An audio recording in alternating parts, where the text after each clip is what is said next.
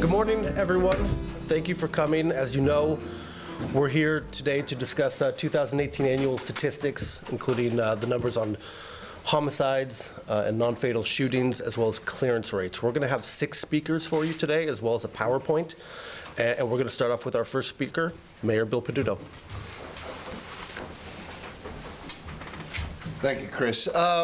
I'm going to be brief and really let the folks that are behind these dramatic numbers speak to how they've been able to do it. Since 2014, every year we have now seen a decrease in the number of homicides that have occurred in this city. That includes last year, and that includes the horrific events that happened at Tree of Life. However, that's still not good enough. We know that our goal as our True North is to eradicate gun violence within our city, and that's why we're taking actions like the bills that are before City Council. We also recognize that gun violence is something that we can track, we can use the data, and we can find that it follows a specific track of poverty, and to address it through other programs to provide different opportunities to those that may find themselves as victims. We have also noticed over the course of these past 5 years that our clearance rate has increased dramatically, and that is completely due to the work that the Pittsburgh Bureau of Police has been able to accomplish. And in fact, even the amount of violent crime that involve non-fatal gun incidents has decreased as well. All that being said, this does not trend the same way universally across cities around this country. There are cities that are seeing increases in violent crime, there are cities that are seeing increases in homicide, and there are cities that are seeing decreases in clearance rate. And that's why I want to draw attention today to the Pittsburgh Bureau of Police and our Public Safety Division, because of the work that they have been able to basically create that has had this rate. And it's my opportunity now to recognize the Public Safety Director, who will go through this presentation of what the Pittsburgh Bureau of Police has been able to accomplish. Director? Thank you, Mayor. Good morning. As the Mayor mentioned, there's a reduction in both the homicides and the non-fatal shootings of Pittsburgh. However, there's still much work that needs to be done. Some of the accomplishments have to do with the staffing of the Pittsburgh Bureau of Police. Thanks to the Mayor and City Council, our staffing levels have increased dramatically over the last several years, allowing more officers to be on the street, which in turn allow more neighborhood resource officers and community resource officers, as well as operational officers, to be throughout the city on a day-to-day basis. The advantage of our neighborhood and community resource officers is that the public see the same officers day to day. In return, we have more of an open dialogue between the public and police and public safety. We've also had the downtown substation open for a year, and recently opened the Northview Heights substation, which once again provide the public consistent officers. Technology has increased dramatically. 3 years ago, we had 250 cameras, security cameras throughout the city, and soon we will be up to 450. The ShotSpotter system has also increased from 3 square miles to 18 square miles, allowing law enforcement immediate notification of potential gun violence throughout the city. In return, the officers respond immediately. In some cases, there's never a telephone call or a cell phone call to 911, and the only notification to the police officers is through the ShotSpotter system. Officers throughout the last several years, and more recently during the past years, with their advanced training in Stop the Bleed and applying tourniquets, have made many what would have been fatal shootings into non-fatal shootings. Finally, the biggest accomplishment is the community outreach. In addition to the neighborhood resource officers and community resource officers, GVI and Public Safety and the Pittsburgh Bureau of Police have conducted many community outreach conferences and meetings with the community to ensure the community that it is safe to talk to police and to provide information. Without the community, these numbers would be drastically higher. Next year, we hope to continue the downward trend, but that will only be done through the help of the community and technology, and most importantly, is the work that the Pittsburgh Bureau of Police do day to day. It is now my pleasure to turn the mic over to the Chief of Pittsburgh Bureau of Police, Scott Schubert. Thank you.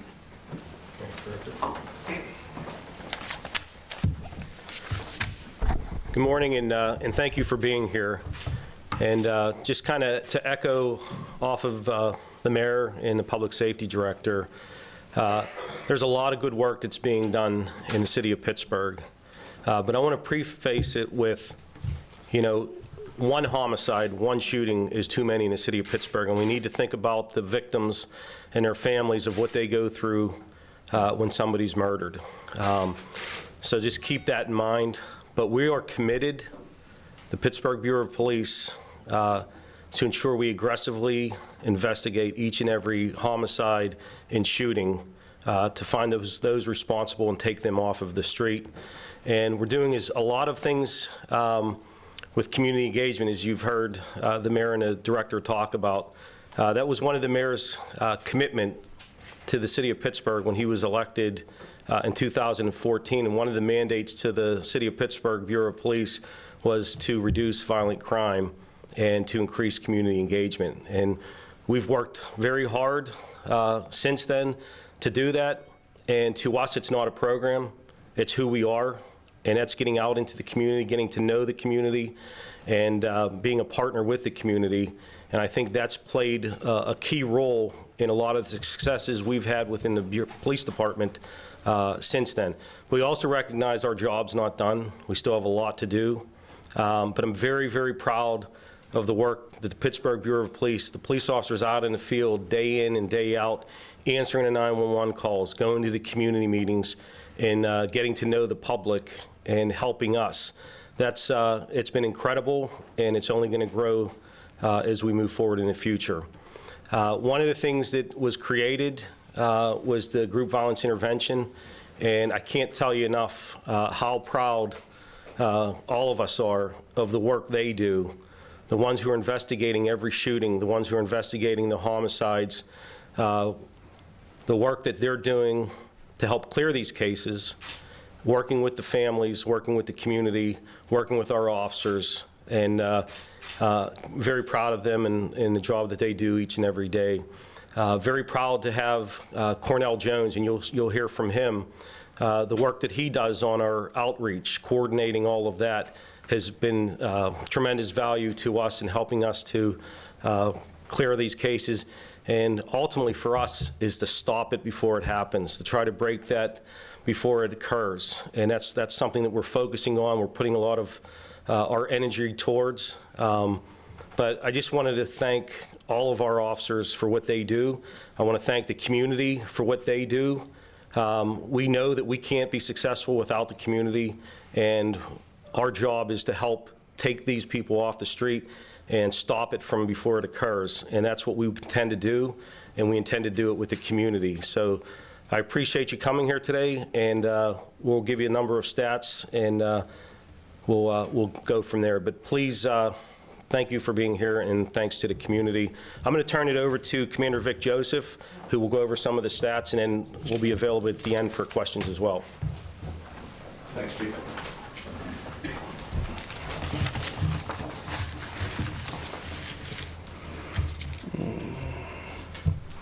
Morning. Thanks for coming today.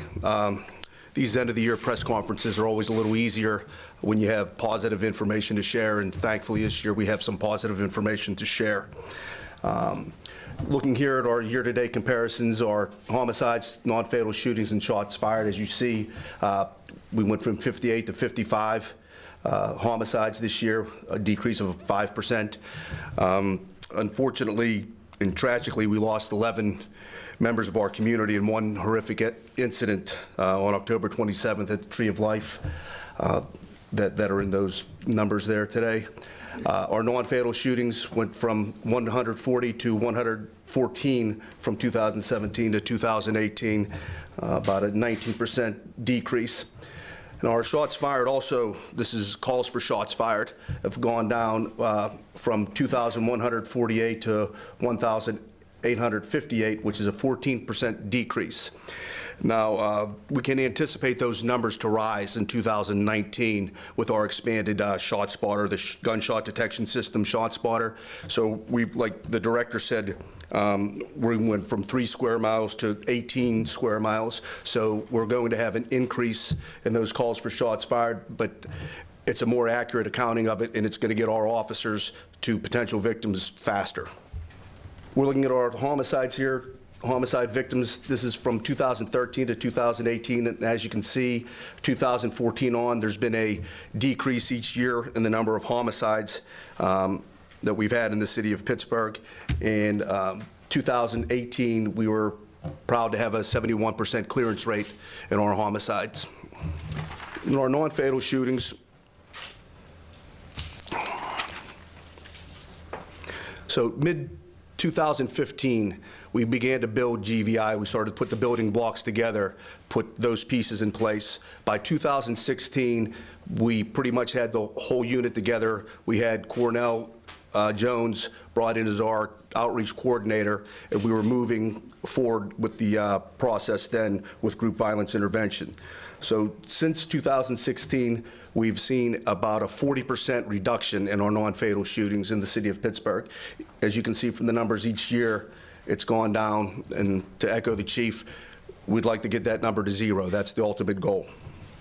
So the questions that people usually have are, why are we seeing this progress? Why are we seeing some of the success that we're seeing? Many factors come into play, I believe, that are all at work here. And there's been increased community engagement. There's been increased cooperation from the community. Our outreach has increased through our outreach efforts through GVI. Our focused deterrence through GVI will remove specific violent individuals from our streets. Those that are committing the violent acts in the city, they're removed. The teamwork from the Pittsburgh Bureau of Police, utilizing all our resources in a collaborative effort, not just the homicide detectives, not just GVI, but we do the violent crime unit, GVI, intelligence, our narcotics unit. Computer crimes plays a huge role. And then we go back to the zones, and we work with the zone plainclothes detectives, the 90 cars, the uniform officers, the CROs, the NROs that are on the street every day, that interact with the public in the community every day. And that's how we're starting to get more cooperation, and now we're seeing success in some of our clearance rates. I mean, only time will tell if these trends continue in 2019 and the violent crime rates continue to fall. But what I do know for sure is that the men and women of the Pittsburgh Bureau of Police will continue to work hard to serve our citizens and reduce violent crime and hold those accountable who are committing those violent crimes. So thank you for your time, and I'll give you Chief Bickerstaff, Chief of Investigations.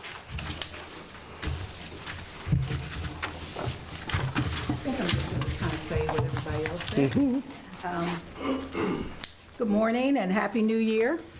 I'm pleased to be here with the Mayor, the Public Safety Director, Chief Schubert, Deputy Chief Stan Grecki, Assistant Chief Kudrov, and of course Commander Joseph, who just went over that remarkable drop of crime that we have enjoyed this year in the preceding year, 2018.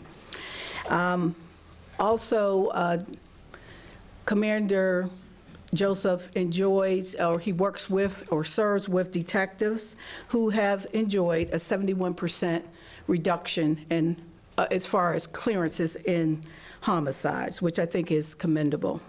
It should also be noted, as you can see on the teleprompter there, that the homicides has decreased since 2014. There's been a steady decrease in homicides.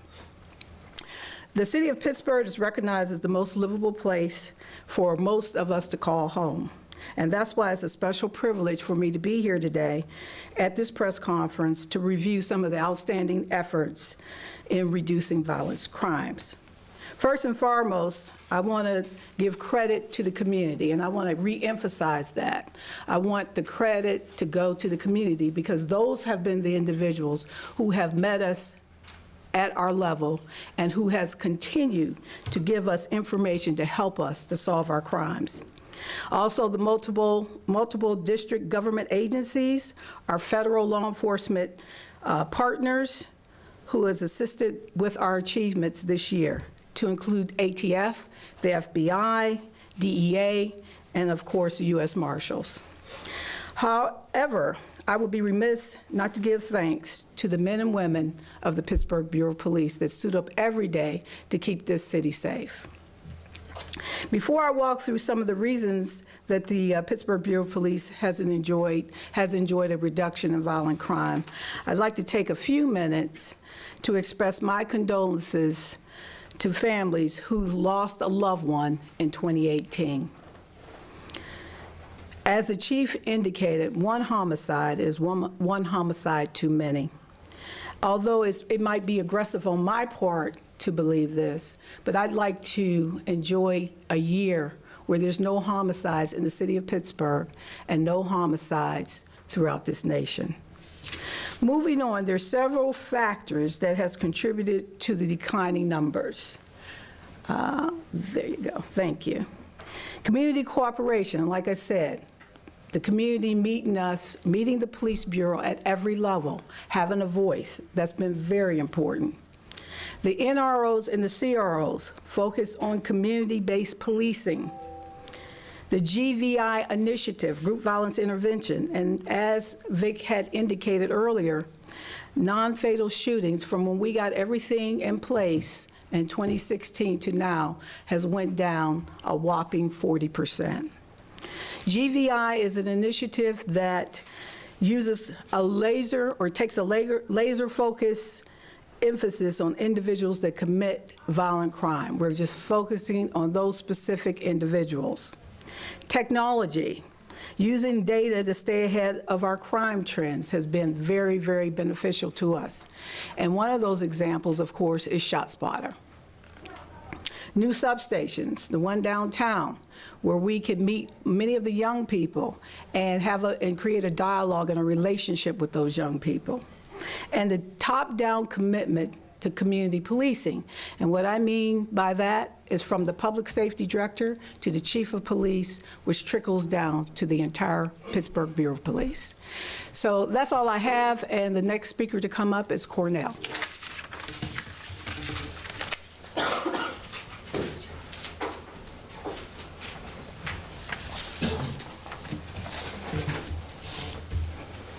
Good morning. You know, the last press conference I was at, I talked about it takes a village to raise a child. And I also said that it takes a village to save a village. I'm a believer of this because I understand that when you bring outreach together with law enforcement and social services and the community members, that's a village that's about transformation. And that's what we've been doing with Group Violence Intervention and working together with the Pittsburgh Police. It's important for us to thank some people who've been very helpful in what we've been doing. Family Life outreach workers, they've been amazing working with us. You know, we've been blessed to have over 30+ volunteers who work with us, who put their lives on the line, who help us with street intervention. I'm talking about from leaders from the faith-based community, coaches, activists, mothers who's lost loved ones, and even politicians. We've been blessed to work with the South Pittsburgh Peacemakers who work with us and help with us on a regular basis, and Allegheny County's Violence Prevention Initiative team. Our goal is to keep people alive, out of jail, in prison, and connect them with resources so that they could be successful. And we're willing to walk with them, and we've done it already, and we're going to do it for the rest of the time that we're working on, as Chief Bickerstaff likes to say, on this movement. Some of the things that I think it's important for you to know that we've been doing is we've gone to houses of possible shooters, hospitals, schools, even jails, to send a message of violence, sending a message that the violence has to stop. We'll go to where you are, and we'll go and make sure that we give you the support, as a village with law enforcement, with community leaders, with activists, with mothers who lost loved ones, and clergy members, and whoever we need to bring to the table to be able to say the violence has to stop. Other things that we've done is we've mediated situations where there was a possible chance of harm to our community members. We've stopped numerous fights from happening in our communities that a lot of times you don't even know about, and these are situations that could have been taken to a whole nother level. We've gotten resources for the families of victims. Not just the families of victims, but we also have gotten resources for the families of even some of the offenders, so that we could be able to help them to make the change that we want them to make, so they could be productive members of our community. We continue to keep in touch with individuals that we've worked with that have gotten locked up, so that they can have support and direction when they come out of being incarcerated. We've assisted people to get employment so that they could have a reason and a purpose to survive and do the best that they can be, because guess what? We actually believe in them. We believe in them. And we've seen the fruit of our labor from the numbers that you've seen. We've seen people who've put their lives on the line on a regular basis, and they believe in it. I've seen the village working together, and I'm excited to be able to see more people getting involved. It's something that we need everybody involved in. It's something that we need everyone saying that together we are tired of the violence, and we're going to stand together to stop it. Thank you.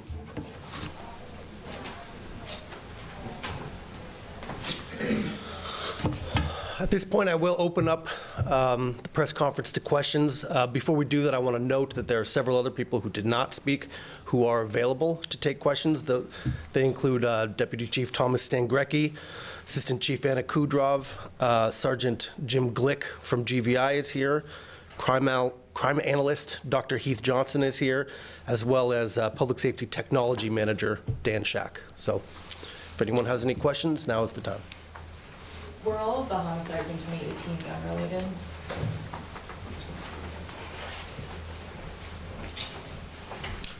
No, they were not. And I do not have the breakdown of gun-related and not, but the vast majority are gun-related.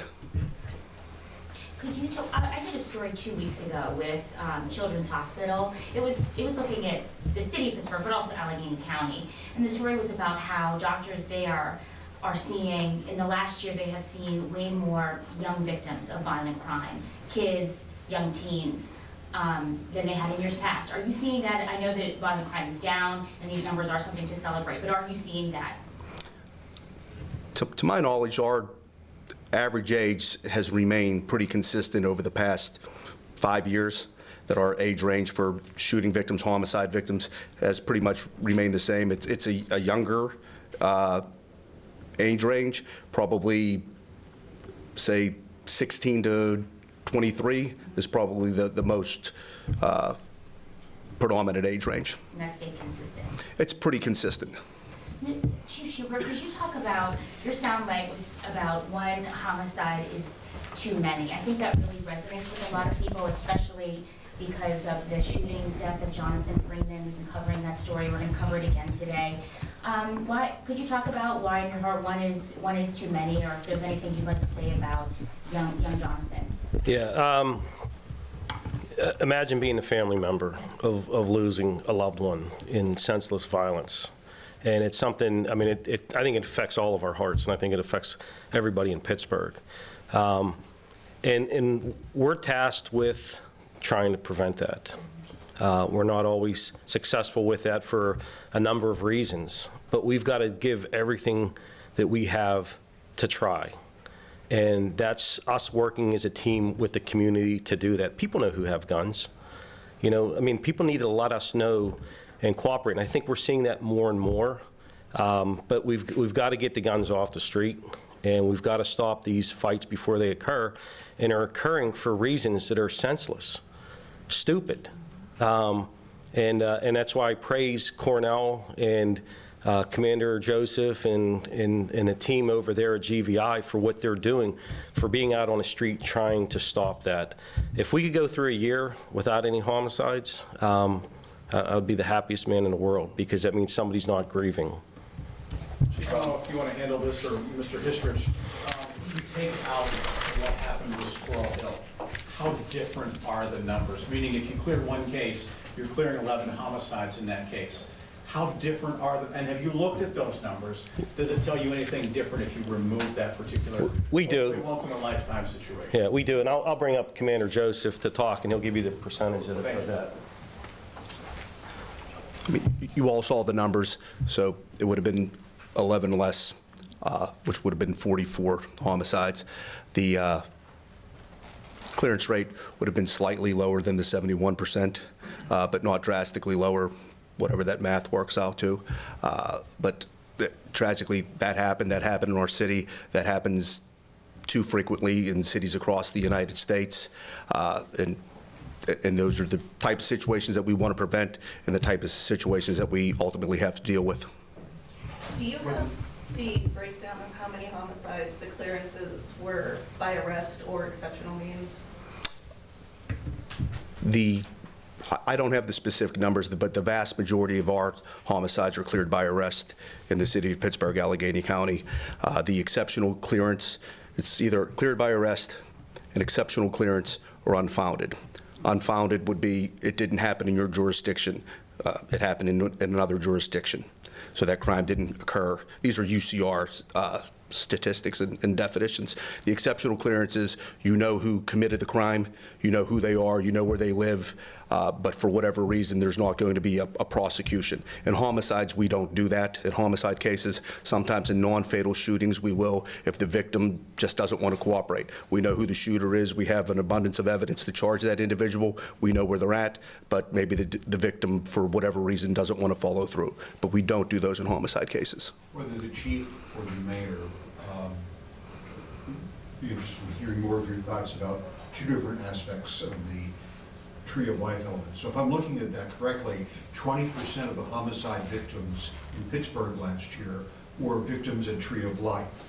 And your thoughts about the enormity of that one incident being that much, and that hopefully being an aberration, how much more dramatic would the drop had been had tree of life not happened?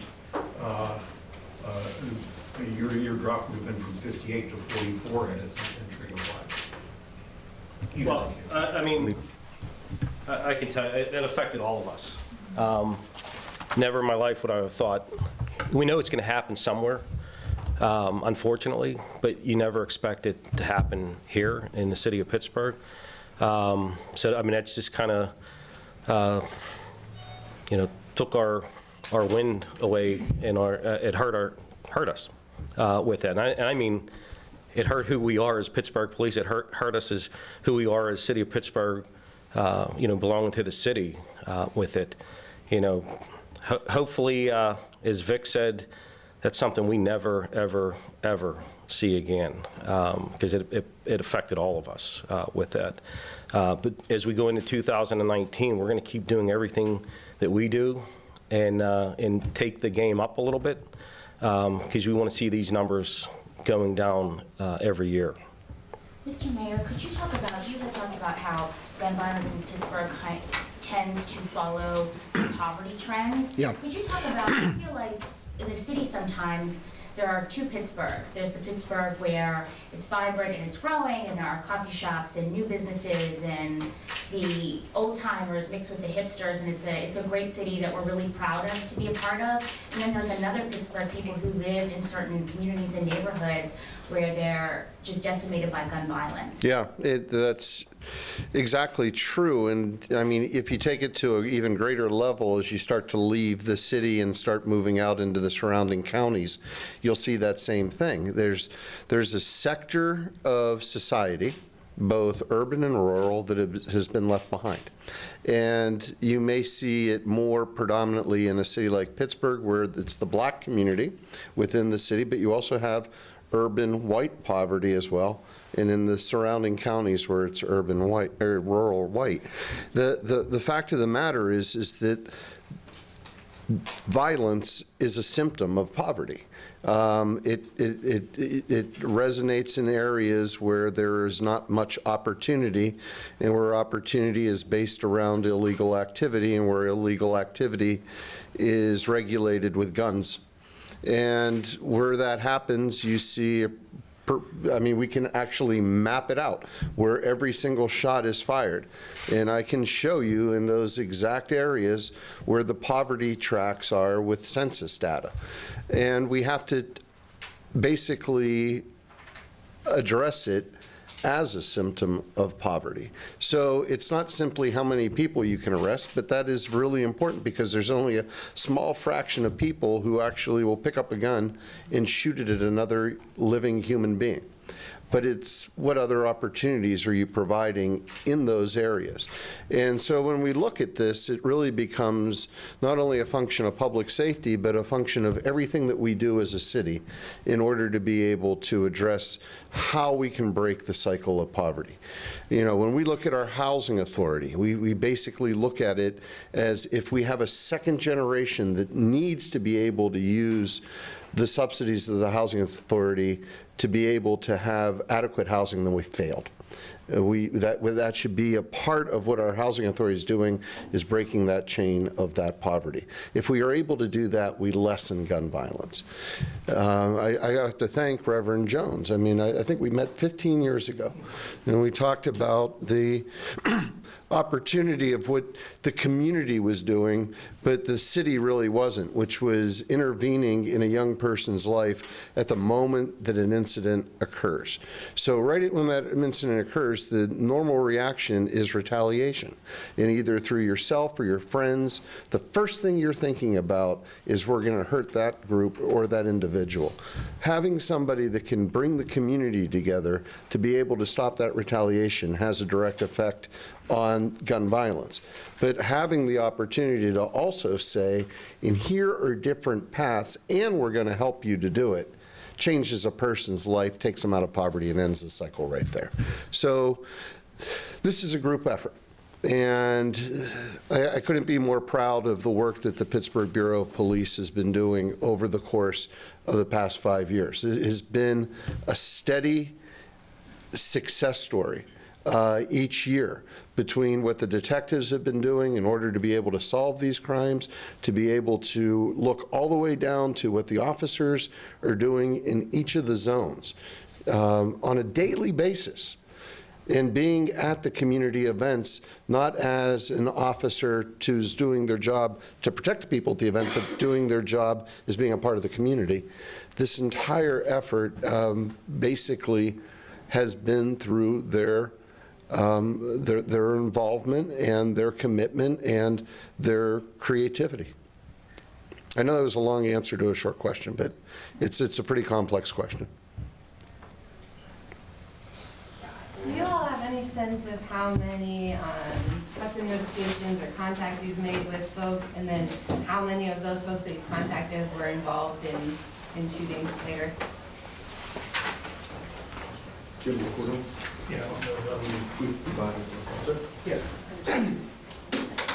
As far as right off the top of my head, I don't know how many custom notifications we've done. And in fact, I think you wrote an article about it one time. So I know that was but we actually have done more since then. Custom notifications are amazing. When you go to someone's house and with the village, as I like to say it, and people are coming to that.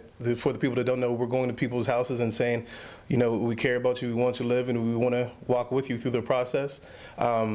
You know, that right there, when they see a mother who lost a loved one who's telling, you know, not just that person that, you know, we don't want you to go through what we've gone through, and that mother is telling the mother of that household that same exact thing, that sends a message. And it's just really about helping in the healing process. And it sounds crazy, but a lot of times the people that we are extremely blessed to serve are dealing with a lot of trauma. So we're trying to connect them with resources to help them with the healing process so that they don't do anything to hurt themselves or anyone else. But as far as numbers for custom notifications, off the top of my head, I don't have any of those.